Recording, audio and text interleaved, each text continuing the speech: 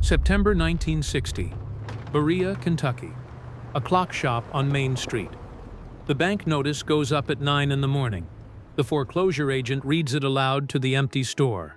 43 years of watch work end in 14 days. Robert Patton stands behind his counter with the morning's first repair ticket in his hand and his dead son's framed photograph beside the cash register. Here is the story. Robert Patton opened Patton Clock and Watch Repair on Main Street in Berea on the 2nd of June, 1917. He was 24 years old. He had learned the trade from his father in Louisville. The first watch he ever repaired in his own shop was a railroad pocket watch belonging to the conductor of the Louisville and Nashville line. He charged $1.25. He framed the first dollar. It still hung above the cash register in 1960. Robert married Sarah in 1922. Their boy David came in 1923. David grew up in the back room of the shop, sitting on his father's workbench, watching his father's hands under the magnifier light. He took a Hamilton pocket watch apart at the age of 9 and put it back together at the age of 9. He could grade a balance wheel by 12. His mother died of pneumonia in 1944. Robert raised the boy on his own the rest of the way. David enlisted in the Marines 2 months after his mother died. He served the last year of the Pacific War as a corpsman. He came home in 1946, married Elizabeth Hayes from Berea, and went back into the shop. He worked at the bench beside his father for 4 years. Then Korea opened, and David was called up out of the reserves. He shipped in October 1950. He was killed at the Chosin Reservoir on the 2nd of January 1951, 27 years old, helping a wounded man across a frozen ridge. The telegram came to the shop. The bell over the door rang. Robert read it standing up at the workbench with a loop still around his neck. He folded it once. He put it in the small wooden drawer where he kept his finished work tickets. He finished the watch he was repairing. He never spoke of it again. David left a wife and a son. The son was 3 years old. They called him Davy. For 9 years, Robert kept the shop going. Elizabeth worked the front counter. Davy did his homework in the back room on his father's old workbench. Robert paid the rent on time every month, and the bank on Main Street took the check without comment. Then the bank built a new annex in 1959. The new manager came down from Lexington, and the new manager looked at the lot the clock shop sat on and saw a parking spot for 12 cars. The notices started in February. The final notice came in September. The bank's foreclosure agent is a man named Harold Pierce. He drives down from Lexington that Tuesday morning in a long black Cadillac. He wears a charcoal suit and a thin red tie. He carries a manila folder, a small brass nail, and a hammer. He posts the notice on the wooden doorframe outside the shop at 8:55. Then he comes in. He reads the order aloud, slow and clear, to Robert standing behind the glass counter, and to Elizabeth at the cash register, and to Davy on the workbench in the back room with a Hamilton Railroad watch open in front of him. He reads all 6 paragraphs. He uses the word foreclosure twice. He uses the word unfortunately once. He sets a carbon copy receipt on the counter and slides it across. 14 days, Mr. Patton, he says. Bank wants the lot. New annex needs parking. We'll have a moving crew here on the 22nd. Robert does not answer him. He did not answer him in February. He did not answer him in July. He does not answer him now. Pierce caps his fountain pen. He tips his hat to Elizabeth. He walks out and drives north out of town toward Lexington. Robert looks down at the receipt on his counter. His hands stay where they are. Elizabeth comes around the counter. She does not say anything. She puts her hand on the back of his and holds it there. Davy stays at the workbench. He does not turn around. He can hear his grandfather breathing the way he does when he is working on something fragile. In the doorway, a tall man in a tan Stetson is holding the brass handle of the door open. He had come in 2 minutes before the agent finished reading. He had stood there and listened. He is carrying a small leather-wrapped object in his right hand. He lets the door close behind him and walks up to the counter. Robert finally looks up. The man takes off his hat. I can come back. No, Robert says. I'm open. The man lays the leather object on the counter. He unwraps it, a pocket watch. Open-faced. Hamilton. The case tarnished. The hand stopped at 322. An engraving inside the case in flowing script. CM, 1932. It was my father's, the man says. Hasn't run since the war. 42. Robert picks it up with both hands. He turns it over. He holds it under the magnifier light beside the workbench. He listens to it. He sets it down on a felt cloth on the counter. Crown wheels worn, he says. Mainspring's gone. Hairspring is bent. Can it be fixed? It can. How long? 40 minutes. The man nods. He sets his hat on the counter beside the watch. I'll wait. Where are you watching from? Drop your state in the comments. I want to see how far this story reaches. Robert works the watch on the bench in the back room, with the door open between them. The man stands at the front and looks at the clocks on the walls. There are 47 of them. Wall clocks, mantel clocks, pocket watches in the glass case, ship's clocks, a Seth Thomas regulator that hung in the Berea Railway Depot from 1908 to 1948. Everyone is running. Everyone is telling the right time. Elizabeth brings the man a cup of coffee. She does not recognize him. Berea is a college town, and a lot of strangers come through, and he is wearing work clothes and a quiet hat. She apologizes that the cream pitcher is almost empty. Black is fine, ma'am, he says. Thank you. He drinks the coffee standing up. He looks at the dollar above the cash register. First one you ever earned? My husband's grandfather. June 1917. He nods. In the back room, Robert tightens the last screw. He holds the watch to his ear. He smiles the smallest smile he has smiled in a week. He comes out front and lays it on the counter and starts the second hand moving. There, he says. The man picks the watch up. He looks at the engraving one more time. He folds it shut. He puts it in his vest pocket. What do I owe you? Mainspring is $1.60. Cleaning $2. Hairspring straightened $2.50. Call it $6 even. The man lays a $10 bill on the counter. Keep it. Mister, that's too much. Keep it. The man looks once at the foreclosure receipt on the corner of the counter. He looks once at Elizabeth. He looks once toward the back room where Davy is now standing in the doorway watching him. He puts his hat back on. Thank you, Mr. Patton. Yes, sir. He walks out. The bell rings. Elizabeth picks up the $10 bill. That's the most polite man I've ever seen in this shop, she says. Have you ever had someone come in on the worst morning of your week and treat you like you mattered? It changes something, doesn't it? The man drives north out of Berea that afternoon. 68 miles. He stops at a small bank in Lexington he has used twice before on travel through Kentucky. He goes in alone. He talks for 20 minutes with the senior officer in a private office at the back. He signs a cashier's check against his own account. He counts $6,800 in cash into a leather satchel from the bank vault. He shakes the officer's hand. He drives back south. He sleeps in his car at a turnout south of Richmond.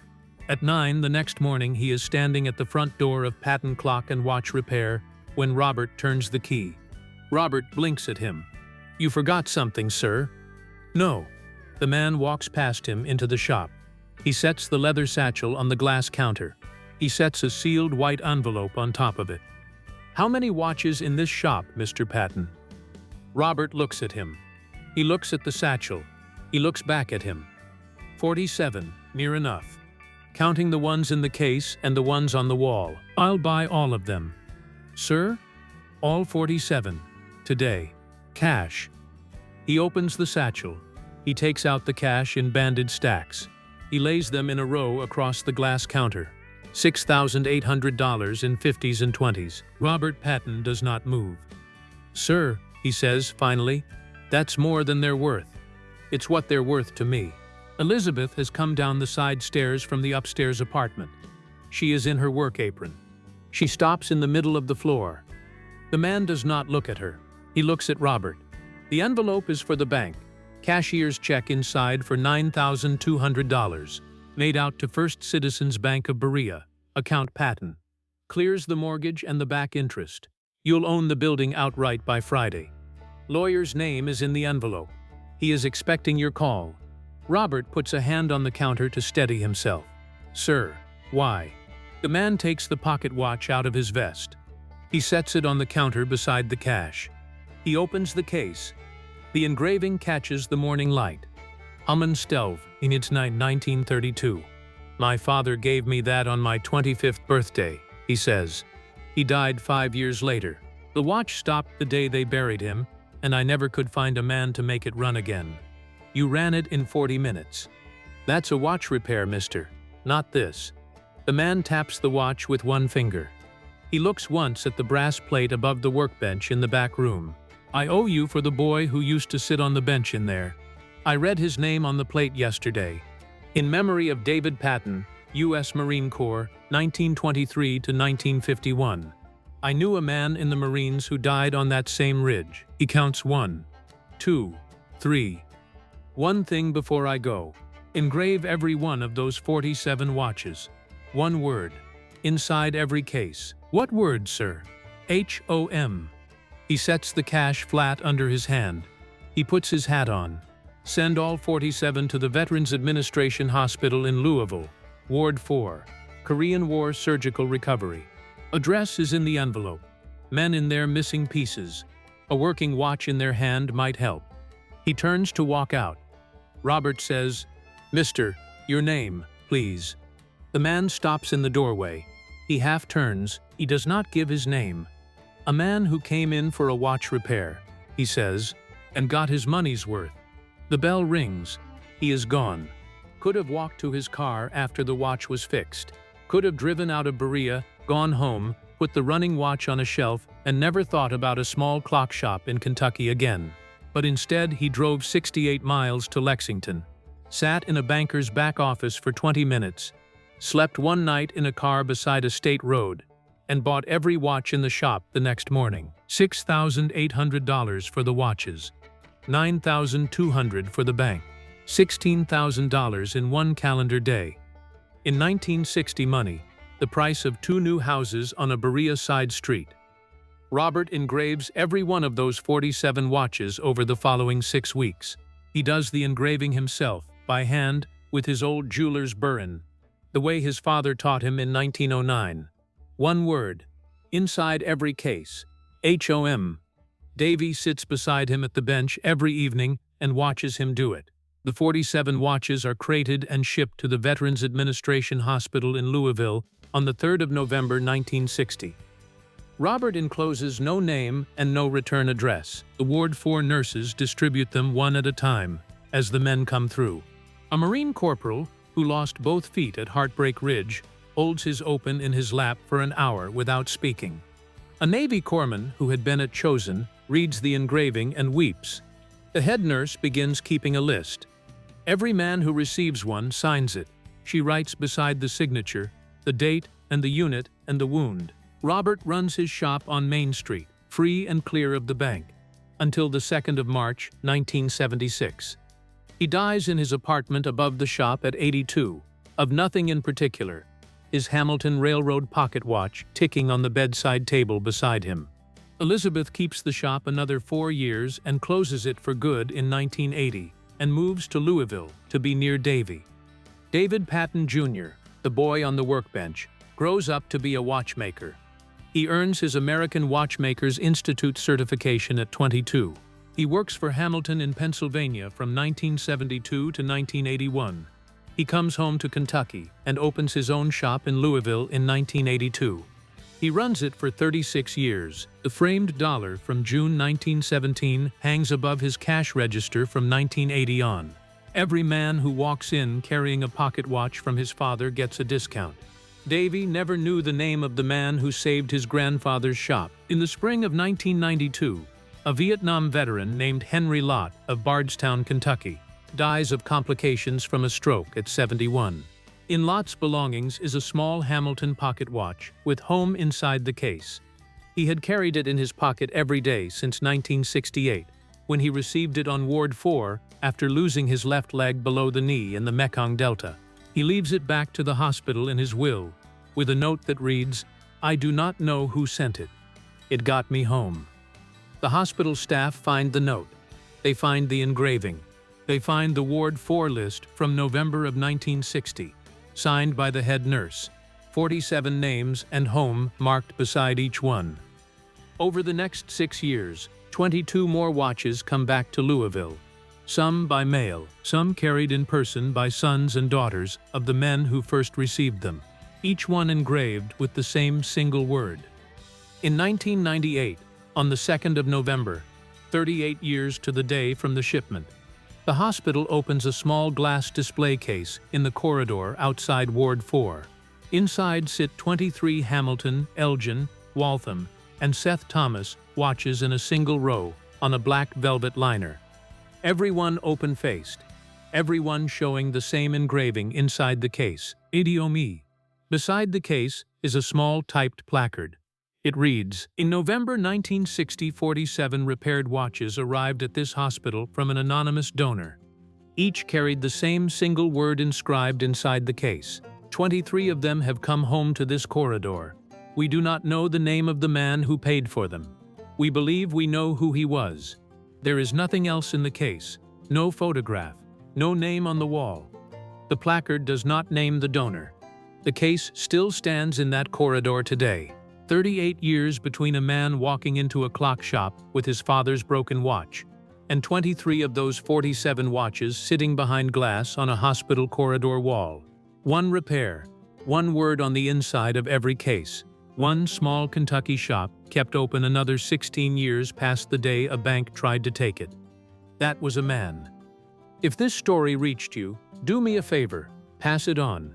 Share it with a veteran in your life, or with the father or grandfather who taught you to use your hands. Hit that subscribe button if you haven't yet. There are more Duke stories coming. And unfortunately, they don't make men like John Wayne anymore.